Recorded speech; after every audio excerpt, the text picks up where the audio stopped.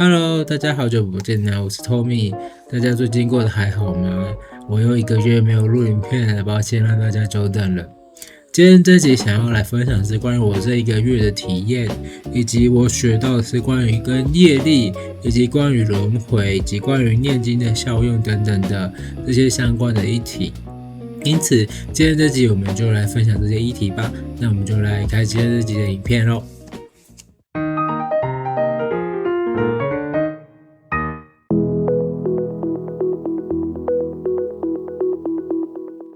好，那首先我先讲一下我这一个月在干嘛。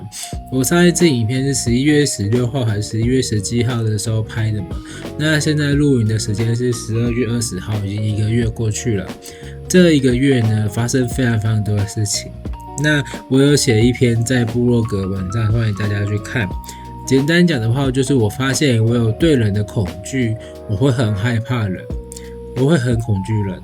然后不知道有没有来跟我咨询阿卡西记录的粉丝或朋友看到我，其实我真实的我会对人会有一种距离感，会很后退，我会很我不敢太近，我会很怕人，我会对人有恐惧。然后当我发现这个议题后，我就了解到原来好多我背后的逻辑都是因为对人的有恐惧。那详细更多可以到我的部落格文章去看。我有把我觉察到的所有的我有的特质的那些跟人恐惧有关的都写出来。那我就了解到原来我对人有恐惧，我就很害怕很恐惧了一段时间后，可是突然我又发现到原来我有好多的业，好多的业，这业多到我就觉得我好烂。比如说有什么业呢？我曾经是一个国王，我杀了几百万人；我曾经是一个连环杀人犯；我曾经是一个，就是我做了很多的业就对了。然后我就一直在那个业当中不断的道歉，可是在这个过程中，在这一个多月当中，我也进行好几场的关于灵性的咨询跟体验。一个是跟内在神性的我对谈，一个是跟一个第7纬度的一个卯宿星的指导灵 Rain 对谈。那这个 Rain 呢，它是卯宿星的指导灵，然后它会从高纬度的方式来跟我们讲很多他理解的世界。我在上个礼拜三，对，12月17号吧。就这个礼拜三，然后我有跟他约了，跟他的通灵人小明以及跟 Rain 约了一场1对1的咨询。那咨询中，我有问了很多我想知道的问题，所以我们就从开始，然后会慢慢带到我了解到我的前世发生的事情，以及事情真正背后的逻辑。那这个月对我来讲改变很大，而且非常多的学习。我自己真的很感谢有这段体验，而且我觉得因为有这段体验，我才可以好好把今天原本该讲的主题，关于业力、关于念经、拜拜这些的真实的意义是什么，我才可以好好的讲出来，而且是真实源头的讯息。所以很感谢这一个月的安排。那我们就开始今天这集的影片吧。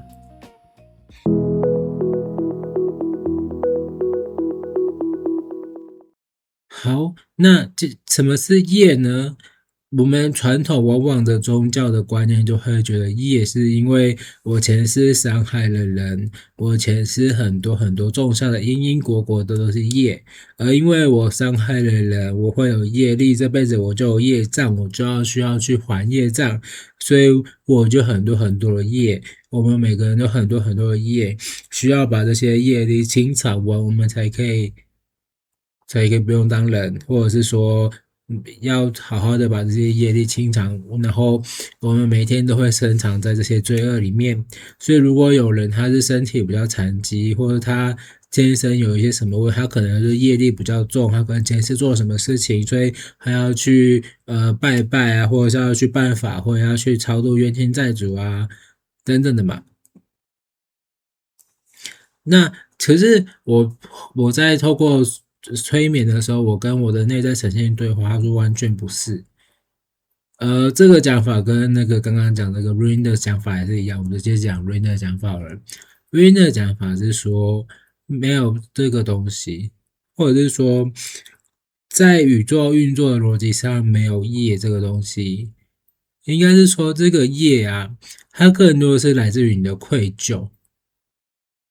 如果你一点都不，应该说你的灵魂一点都不愧疚，你对你做的事情一点都没有愧疚，你伤害的人可能会有一些小小的波动，他可能在来世会对你有一些生气的行为或报复的行为或什么样的行为，可是那只是小小的波动而已，并没有什么业力。如果你自己一点点愧疚都感觉不到，我觉得我没有做错的事，那就没有这种东西，你就没有业。反而如果你自己觉得我做错事了，我好愧疚，好愧疚，你就会有带那个愧疚的力量，那个愧疚力量就会让你过得更不顺，然后就会那个就变成人类口中的业力这样子，就这样，他讲就讲而已，没了。那我自己当下听到的时候，会觉得傻小，我觉得很扯，什么，那因此呢，我就开始好好的理解他是怎么说的呢，以及为什么会这么说呢？我在这几天慢慢可以理解到他为什么说，我觉得是真的。首先，因为我举我的例子，刚刚讲到好了，刚刚讲到我曾经是一个国王，然后我杀死了几百万人嘛。那在最近解读当中，我就解读到了哦，那一世的时候，我曾经是一个非常大国家的国王，国民有十几亿人，不是在地球，然后我是很年轻的国王，然后我们国土啊有缺了一块，应该说这一块是我很想要占领下来的地方，因为这边人民会一直攻击我的国家，这边的国民好像有几百万人这样子，然后每次就在那侵扰很烦，我就想把这块占有下来，让他们不要烦。可是当时我是一个很年轻的国王，然后每天都在女色，都在跟女生玩，都在忙于女色，所以我知道我这件事情，可是我也不想要去出兵攻打他，我也不想要去打他们，我就觉得啊，不知道怎么办，再说好，反正我先去跟我的女生玩这样子。可是我的大臣私自决定要攻打，把他们全部灭族。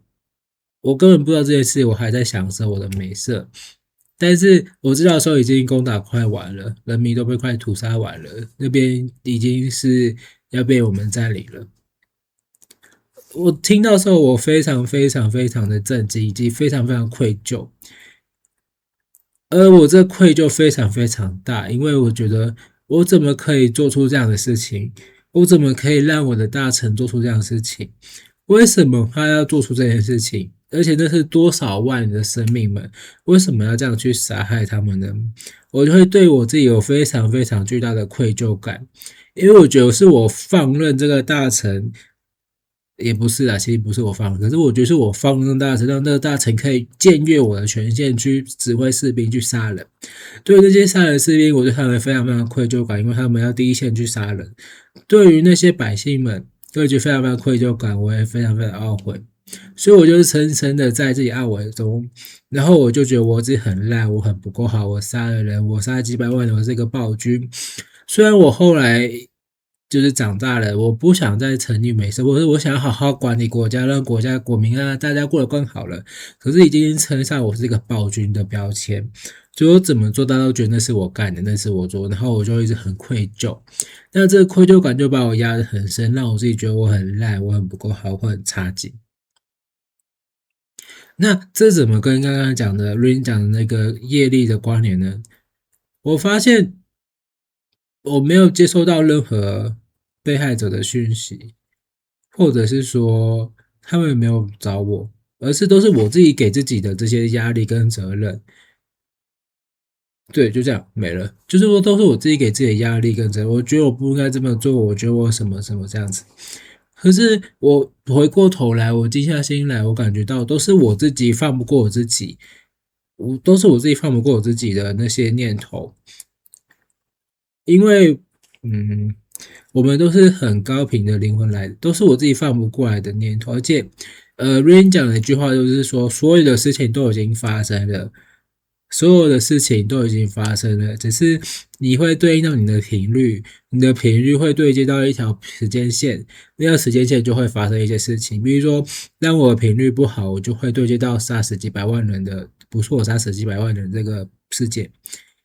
然后我们的就会我对接到这件事件，所以说这些事情都已经发生了。然后当我频率不够高的时候，我就会遇到这件事情，所以就是这样而已。那可是我就自己不愿意放过我自己，我就会觉得我很罪恶，我很烂，我很糟糕，我该被人家践踏，我该被人家伤害，因为当我被伤害，当我被人攻击的时候，我觉得这是我在赎罪。当我被糟蹋，或者是我被杀，我就值得被杀，我就要被杀死，就是我觉得我在赎罪。然后我觉得我不够好，我很烂，我很烂，我很烂，我就一直在这个愧疚中一直折磨自己，但是根本没有人要折磨我啊。对，所以一样的道理，当我是连环杀人犯那次的时候，为什么我会是连环杀人犯呢？连环杀人犯呢？因为我的灵魂的体验，我正在体验的是愤怒的情绪，而且那次我的情绪控管是非常非常有问题，而且我一个交感神经还是什么连接不正确就对了，我会非常非常的嗜血，那是我的出生前就这么设定好了，所以我会非常非常嗜血，小时候我就会割自己，然后我很喜欢。然后就享受在那个当中，这就是我的内饰的角色设定。而我爸妈发现我这样的个性，而且会宰杀一些动物的时候，他们就发现不对劲，把我丢到山里面去，让我不要接近到任何人。那我到山里面去，当然还有山里面有一些居民，我还是有杀死他们，因为我控制不了我那个血性，或者我控制不了那个天性，而那些其实都是我们灵魂已经安排好，真的要做好的剧本了，我们都安排好那些剧本了。对，这样。可是我杀死那些人后，我非常非常懊悔跟愧疚，我想要控制我自己，我想要杀死我自己，我不想要让我自己再杀害任何人，我想要躲藏在山里面把自己饿死，我不想要让我自己杀死任何人。可是我发现我也很需要爱，我也很需要人的关注跟关爱，所以如果有山上的那些比如说要找香菇的人呢，或来山上干嘛的人，我就很想去当他们向导，帮他们在这边找香菇。可是我的那个血性就会隐隐的做发，然后就会想杀死他。可是我发现，其实我们都是约好的，因为这些都是剧本，就是我们出生前的剧本，或是我们当下的剧本。所以就像我们在演戏一样，我在上台之前，我就知道我这场戏我要杀死谁。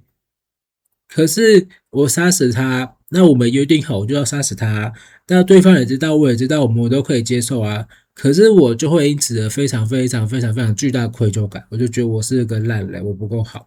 可是对方就觉得啊，我们之前就这样约好，你就要杀死我，就这样啊，没什么啊。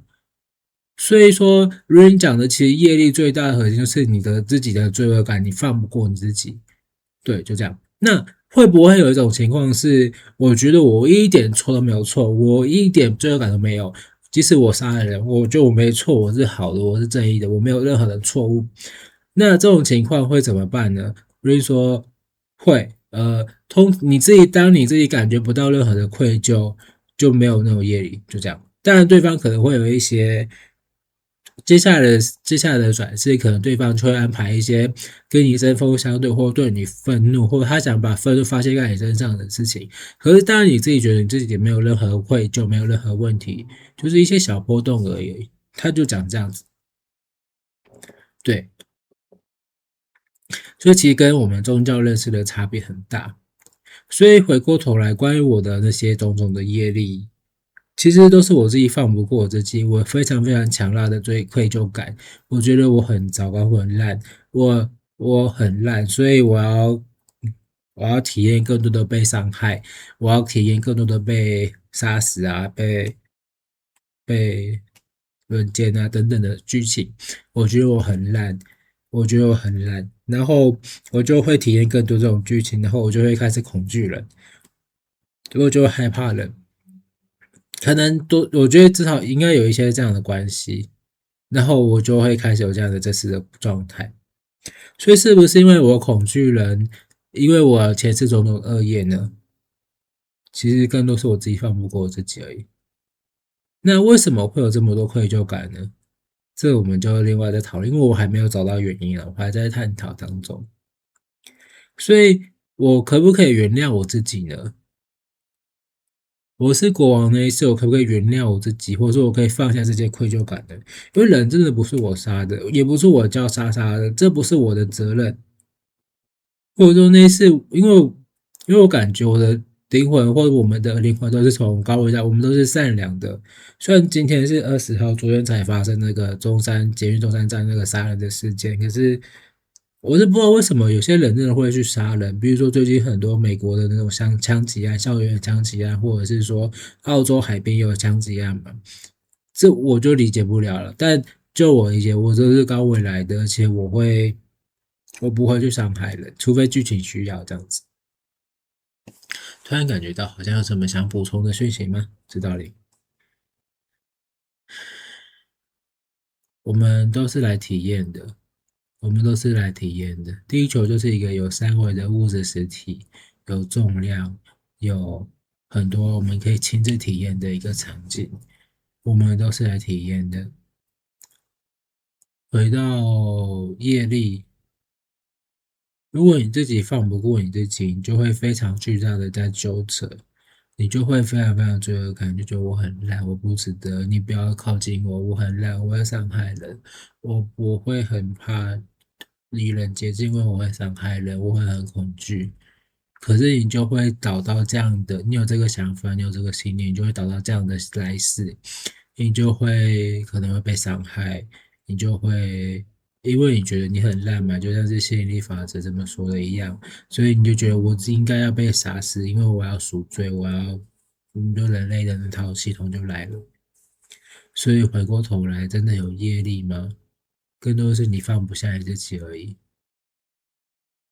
那为什么会放不下呢？每个人有不同的原因，就是可以再去探讨。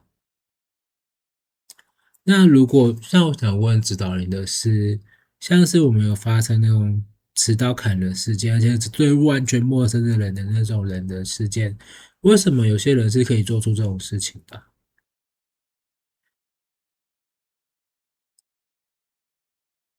每个人都有显化到不同的平行时空，它频率非常非常低的时候，它就会有这种事情发生。可是像杀人的他会不会觉得他完全一点错都没有，他没有任何的愧疚感，他不需要为此而担责，他就可以很爽的过日子。哦，等我一下哦。基本上你要有2个概念要分开，一个是人，也就是人的肉体，你的头脑，就像巴士说的你的头脑；一个是你的灵魂，这2个概念是不同的。我们刚刚讲都是你的灵魂，你的灵魂会因此感觉到非常非常的愧疚，非常非常懊悔，那都是灵魂。可是现在的是，他的人会觉得非常非常的不懊悔，我做的是正确的事情，这是圣战，我该这么做，这是正义的。可他的灵魂是真的这么想吗？我们来到地球体验的这众多的灵魂呢，不管天魂，就是天魂地魂，都是灵魂，其实都是从很高纬度下来的。所以其实就是这个灵魂进到这个身体后，如果等一下我感受一下哦，一来是肉体会跟灵魂的那些意识会失联，会断开。你就是肉体是活你肉体，可是灵魂不想活成这样子，灵魂不想要搞成这样，灵魂不想体验这样子，是肉体没办法，它就只能在它的低的频率体验它那条时间线。可是灵魂不想要体验成这样，灵魂想的不是这样子啊。所以我们呃，所以回过头来，第一个是肉体跟灵魂。我们都追求是回到你的灵魂，回到你自己，做回真正的自己。所以这些是成为人类或者我们在体验的时候会遇到的事情，就是我们很多很多的烦恼跟困扰，很多很多的事情。可是你要学习回到真正你自己，回到你的灵魂，跟你的灵魂去对平，然后跟你的灵魂好好的合一。对，我可以这么理解，这是一个概念，就是你要回到真正你自己，做你真正的自己，不要被这些三维或这些框架这些骗的。那再来就是你要怎么把你的频率提高，变得更好的平行时空呢？就可以自己去想想看。嗯，没有答案了，没有答案了，没有答案。所以有什么办法让自己频率变更好？其实你已经在做了。你会接近这个频道，你会接近类似这样的内容，你会想看这些东西，你的频率已经在想要往回头，想要回合一，想要回到更高频率了。对，就这样而已，不用担心了。嗯。好，所以谢谢指导你的补充。所以像是那些杀人案啊，可能他们的人类认为 ISIS 是，我认为我是圣战，我觉得没问题。可是灵魂不是这么想的，所以灵魂可能就会有愧疚，一样会有，会有。可是这看每个灵魂的设计、灵魂的来源不同，所以就很难一个讲法。但反而就是很善良的人呢，很温暖的人，他反而会更多那种愧疚感，他压垮自己，让自己活得很惨，让自己活得很累。嗯，可是反而不需要这样子，而且你可以放，而且或许其实这些都是剧本跟设定，或者是你会遇到的事情，你显化出来的事情而已。其实不需要这么的愧疚了。嗯，哦。就另外就讲到关于吃素这件事情，我在怎么说啊？九月、10月、11月开始就慢慢尽量不吃肉就不吃肉，因为吃肉会让我感觉到很不舒服。然后我一样有问 Rain 关于吃肉这件事情，他说的是，确实你感受到是对的。那些动物们、那些生灵们，他们在被杀死之前，他们会经过那些惶恐跟恐惧，他们会带着可能对人类或会带着一些恐惧或不安的能量，相对低频的能量。所以你吃进去，你感觉到不舒服的是正常的。可是呢，你要真实的感谢他们，真实的祝福他们，让他们可以把身上带的那些恐惧或者是愤怒可以释放掉，其实就可以让这个肉是变成一个很高能量的东西，你也可以正常吃下去，不需要担心这些东西。对，他讲的是这样子。对，我为什么歪头？那我当时就觉得真的吗？可是我还是会有愧疚，所以我还是会对于吃下这些生命们，我会非常非常愧疚，我就吃下去就很状况不好，不想吃嘛。可是我就想要试试看，尝试看看，所以我在昨天呢，然后我中午就去吃了一碗韩国的炒马面。炒马面就很多海鲜跟有一些肉这样子。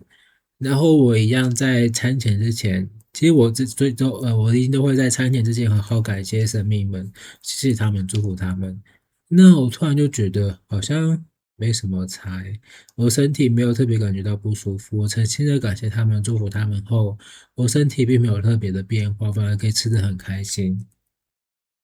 对，然后我就觉得很舒服，很轻松，很自然。然后我在吃的时候边跟食物们聊天，他说他们当然还是会有对人类的怨恨，可是当这些可以了结后放松，他们也觉得被吃没什么，因为我们都要死了，我们的身体就留给地球，留给需要的人作为他们需要的营养，我们奉献出我们的身体。我们奉献出我们的爱，反正身体是身体嘛，反正我们这次体验的这个载体，有后面有人需要它的营养，我们就奉献出来，就这样。我突然感觉他们好大好大的爱啊，所以回过头来，如果吃素吃肉就会有业吗？像我们很多人小时候就开始吃肉，我们根本不知道这件事啊，我们为什么会有业呢？我们不知道我们做错什么事情啊，为什么会有业呢？如果我们是海中的，比如说海王类，那个我讲错了，比如说海中的那个大王乌贼或者是鲨鱼，我们来到地球，来到这个鲨鱼体验，我们为了活下去，我们就需要吃东西，这有错吗？我们来到地球体验，就是为了继续在这边体验，所以我们会需要吃东西，我们就要吃啊。那我会有因对这些有愧疚感，或者是我觉得我不该吃，我该饿死自己吗？这样难道这个鲨鱼就会有业力吗？所以我会觉得好像 Rain 讲的是对的，然后我就会开始，一来就是我会很真实的感谢这些生命们，谢谢他们的付出，谢谢他们，就是纯粹的谢谢他们，祝福他们，然后就享用吧。但是我还是会觉得，我还是不要吃太多肉，因为我觉得我身体不需要这么多肉，或是说我身体是希望可以让身体变得更轻盈、更轻松、放松的。可是肉的能量相对是比较沉重、比较重一点的，不是说沉重，比较重一点。所以我觉得好像想让自己变得更轻盈，能量更好、更轻的话，我觉得我不需要吃那么多肉，而且我也可以让我身体有足够的营养，我也可以让自己有足够的健康，我不需要吃那么多。所以我还是会吃素吧，但看我自己啦。我想吃肉，我需要肉的营养，我就吃。诚心感谢各个生命就好了。嗯，好，讲了好多，这是关于业的部分。最后看看指导灵们有什么要补充吗？其实很多人是自己放不过自己，而且被传统三维的宗教的框架给绑住了。认为自己很多冤亲债主，认为自己很多的等等的那些冤亲债都是你自己，都是前世的你自己，前世你自己放不过，一直在那边纠缠自己。就像是前世你自己觉得我不能杀人，或是我不能吃肉，因为吃肉会有伤害生命，它就会有这个意念，它就会一直来到你，我不能吃肉，吃肉就会让我不舒服。可是那是前世的你的那些意念，前世的你想要保护你好，想要让你不要这么做也好，嗯。但前世已经结束了，你是活出你新的生命了。你可以不要再被过去的传统的框架的，或者被前世的那些绑住。你可以活出你自己的，你不需要活成这样子。嗯，活出你自己，做你真的想做的事情，开心的做。而且不要被传统框架，对，传统框架不是不对，只是在以前的世界是需要这种传统的事情、传统的框架、传统的道理，比如说地狱啊、业力啊等等。可是我们开始扬升，我们已经要重新新一套，我们要理解源头的体制是什么，源头的系统是什么，源头的设计是什么了。所以放松吧，嗯。好，那我感觉还有什么想说的吗？就先这样就好了。好的，那这是关于业力的部分，然后那接下来就是关于轮回这件事情啊，因为我们传统宗教就会觉得我一定要一直轮回，一直轮回，一直轮回，直到哪一天我可以真的不用轮回，就像是释迦牟尼佛或者是菩萨一样，我可以不用再轮回了，我就可以去哪里这样子。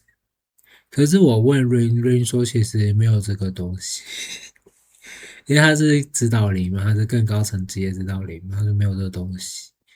你死了后，你可以想去哪里就去哪，你不需要被限制住，你不需要被框架住。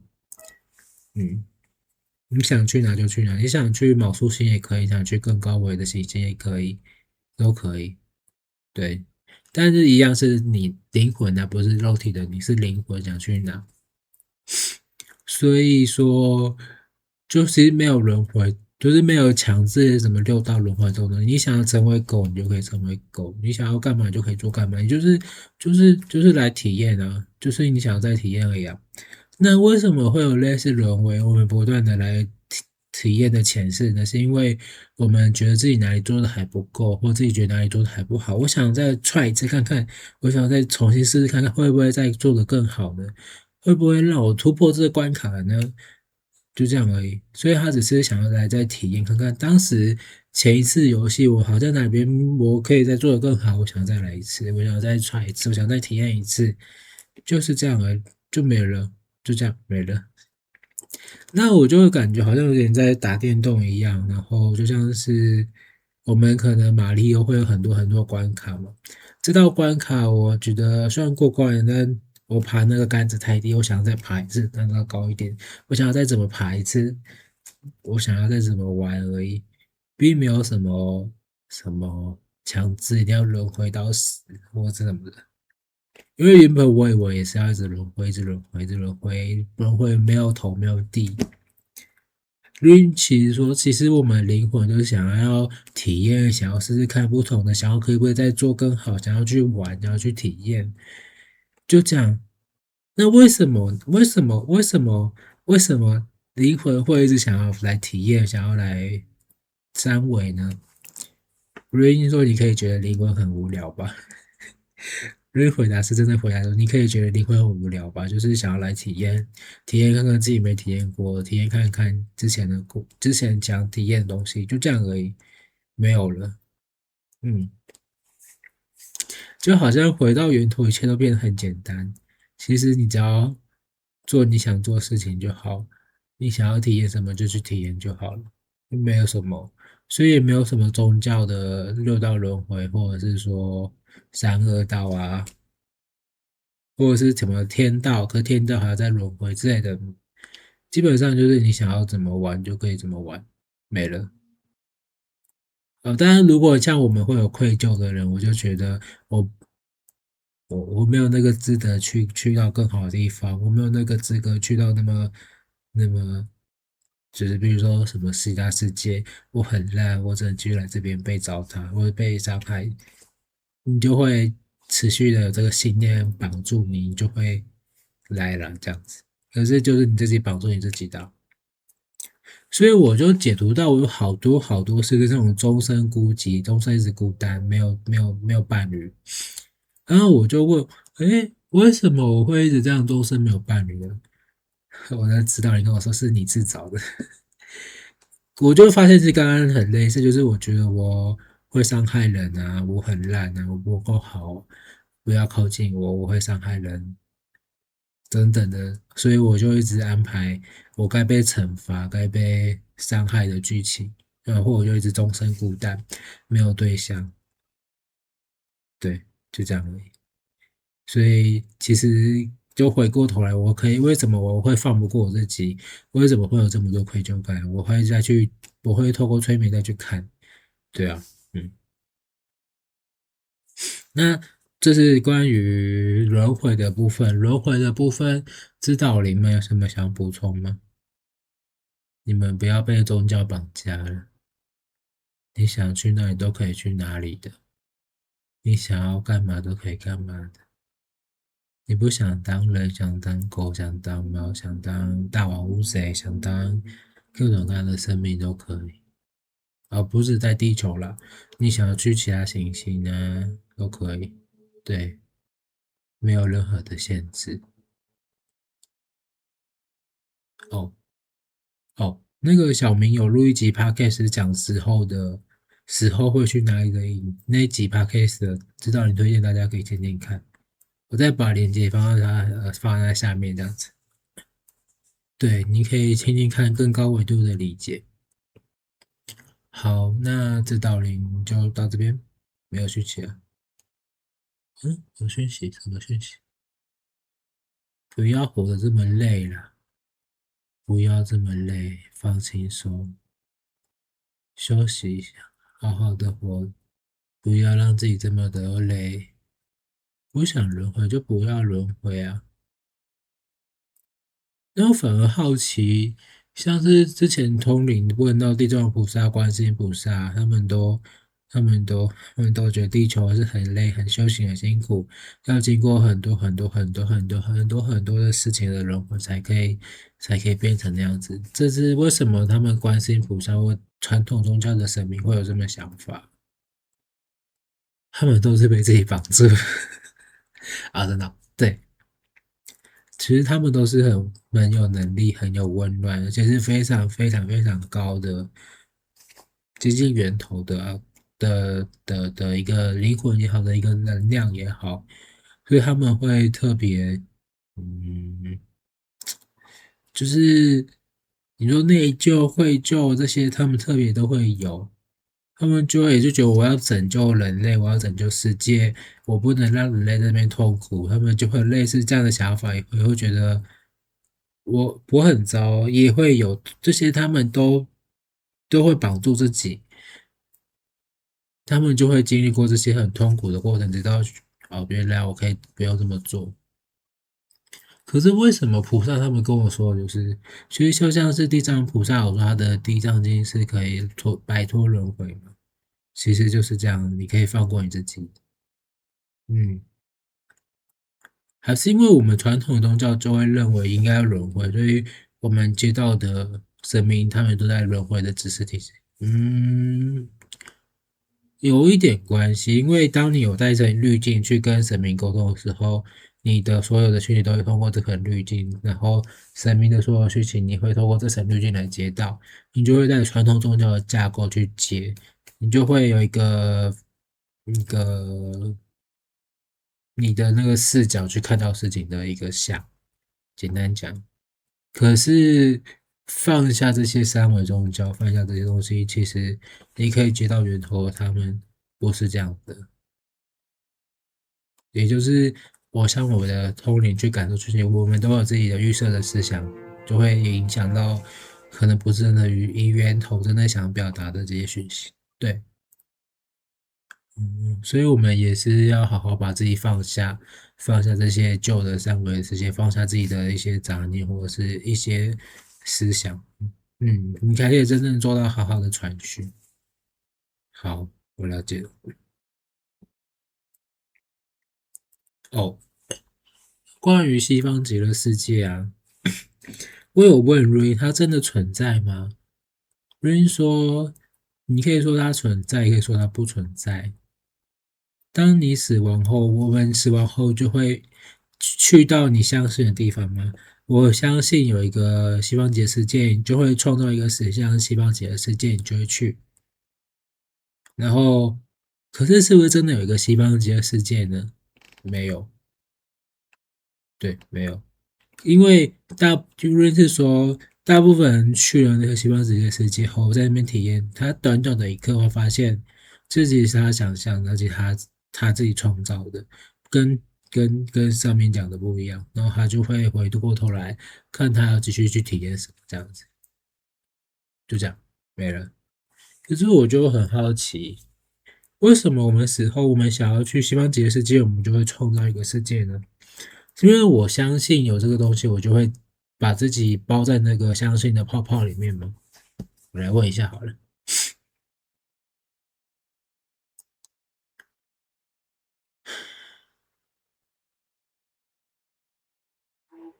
嗯，其实就像刚刚讲的一样而已啊。我相信我要去西方极乐世界，你就会创造一个这样的世界，你就会进去。可那个世界是真的西方极乐世界，或者像经文讲西方极乐世界吗？你真的只是你想象出来的世界。你会在那边待过后，你觉得好无聊，这不是我想要待的地方。因为这是我的灵魂，我这不是灵魂想要待的地方，那你的灵魂就会离开那边，然后看你要再去哪，再来地球或什么。所以这是很多是你想象出来的东西而已。所以，比如说，我可以想象我死后我要去酒池肉林啊什么，或者我想要去天庭啊什么地府啊，某种意义上来说是可以的。但有些真的有天庭跟地府的存在吗？有，嗯。可是它跟人类想象的是，人类宗教是完全不同的东西。嗯，怎么没事？对，所以说关于西方极乐世界这件事，就对，就这样而已。那所以我就会很好奇，佛经都是骗人的吗？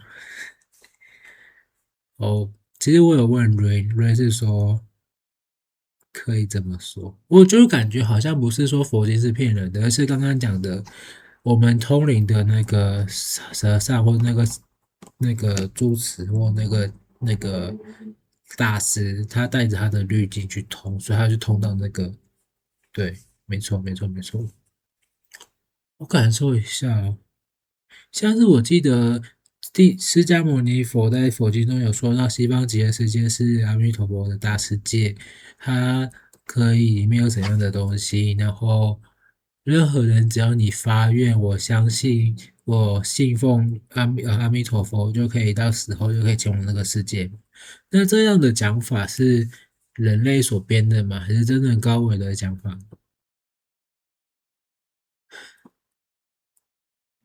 其实为什么会有这么多这些的讯息呢？更多的是人类想逃离轮回这个枷锁，他们自己觉得是一个枷锁。人类想逃离这个枷锁，人类觉得我想要一个这样的世界，可以让我不用再过这些苦日子，不用再过这些痛苦的日子，我去那边就可以被拯救。所以人类，或者是说大菩萨、大和尚们，他们等一下，我做一下。嗯，人类会想要突破这个枷锁，他们就会希望和尚、大菩萨，特别是大菩萨、大神明，或者是指的什么大家认识的神明，可以帮助他们脱离这个世界，帮助他们成佛，帮助他们不要再来体验这些东西。那既然有这些滤镜，有这些思考，在体验当人的这些和尚们或这些传讯者，我们用传讯者来说好了，他就会写下这些东西，他就会创造这些东西，他就会建立这些信仰。嗯，所以更多其实是人自己创的，并不是真正的阿弥陀佛说什么说的。嗯。可是我好奇的是，是人我把它写下来，是阿弥陀佛说这是释迦牟尼佛的，还是说我人去接到阿弥陀佛，阿弥陀佛说的？通常都是人自己写的，并不是真的佛陀说的这样。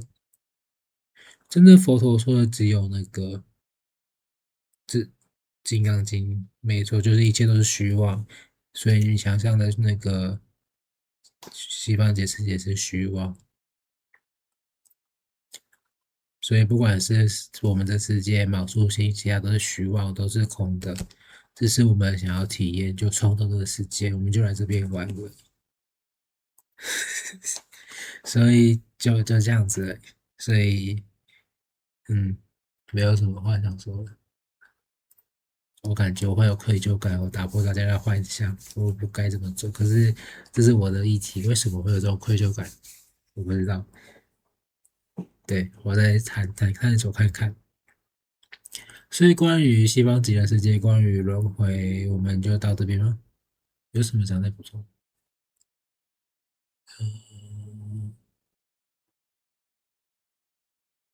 嗯，不用了，就这样够了。好，嗯，好，那最后就关于念经或者是拜拜的这些意义是什么？因为其实我也是有在，虽然我最近没什么在念了，但是之前会念经，然后之前我有在进行忏悔，就是传统的忏悔的仪式的时候，也会一直念经。对，一直念经，一直念经，一直念经。然后比如说大悲咒108遍、216遍什么的，就一直念，一直念，一直念，一直念，然后就很烦。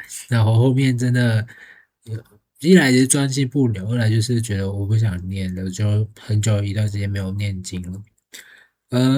而一样是朱成功，其实他有问，那念经啊，或者是拜忏这些的真实的意义是什么呢？为什么会有需要念经呢？那我当时候问瑞瑞的答案是说，其实一切都看你的发心。如果你的发心只是因为这是我每天的功课，我每天都要做这些功课，只是把这些文字念出来而已，就是我的需要去做的事情，我单纯把这些文字念一念就好了，这样是一点用都没有的。嗯。反而是如果当你带着爱的勇气、爱的能量、爱的力量去念经，即使是念了一遍，它这篇经文也覆满了爱的能量，对，是吗？我感觉对。如果你带着勇气的心，带着勇气的发心，你带着勇气的心去念这个经，这个经文最后的得到能量就是勇气的能量，就这样，所以你就可以把这个勇气的能量回向给谁？嗯。所以回过头来，看你的发型。其实我直接通好了，好，其实就这样而已。如果人类都觉得我每天都要念108遍大悲咒，一定要念，一定要念，一定要念，你只是为了念而念，这没有任何意义，很小了一点点。经文多少还是有一些功效，还是有一些能量帮你，可是一点点。可是如果你当的是我是为了，假设你有去世的亲人，我是给他爱，我是祝福他，我是带爱的频率去念，你那个经文就非常非常富有力量跟爱。其实哪怕一遍就够了，那个经文的能量和力量是很强大而无比强大的。对，就是你的发心是什么去念，你就会有这个带上这经文的能量，变成一个很大的能量。这个能量你可以是一个能量，一股能量，你就可以这股能量看，你可以回向或者是给谁这样子。就这样没了。所以其实像那种传统的做法会啊、烧纸钱啊、点灯啊、祈福啊，差不多一样的概念，只是因为三维有很多自己的繁琐的自己的仪式也好，自己的科仪也好，其实它最后总成就是你带着什么发现去做。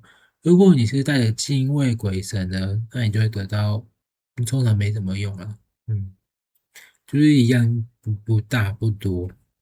带着爱，我去带着爱为我的可能是阴灵或者前世我的小孩去做，就会祝福他，让他得到爱的能量。其实就这样而已，不用想那么复杂。所以回过头来，你每天都有在念经吗？你喜欢念经吗？你喜欢念经吗？你享受念经吗？你真的开心的一直在念经吗？很多人都只是为了念而念，很多很多，我也是。哦，对啊，你也是，很多很多都是。可是这样的话，经文的力量非常非常的小。